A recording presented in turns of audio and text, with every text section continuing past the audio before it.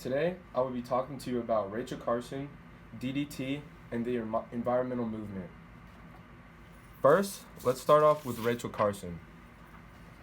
Rachel Carson was a writer, scientist, and ecologist. She graduated from Chatham University and soon after became the editor-in-chief of all publications for the U.S. Fish and Wildlife Services. She went on to then write a book called Silent Spring in 1962 to educate people on the misuse of pesticides. She testified against Congress and called for new policies to be put in to protect human health and the environment.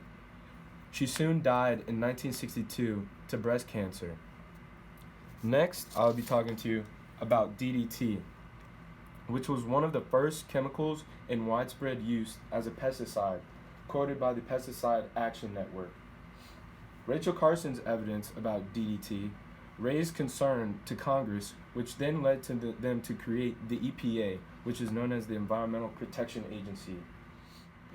The EPA's first act when they were created was to ban DDT from being used because of the harmful pesticides. Breast cancer and other cancers, male infertility, miscarriages and low birth weight, developmental delay, and nervous system and liver damage are all effects from DDT. And last but not least, I'll be talking about the environmental movement. The environmental movement was launched on April 22nd, 1970, and to this day is known as Earth Day.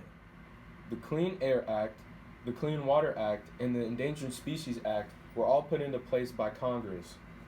But the enforcement of these laws, whenever first put into place, were very minimal until about the late 80s, when George H.W. Bush was elected as president. Soon after his presidency, then enforcement fell off again. And lastly, technological advances and education have both recently changed the framework for environmental protection. Thank you.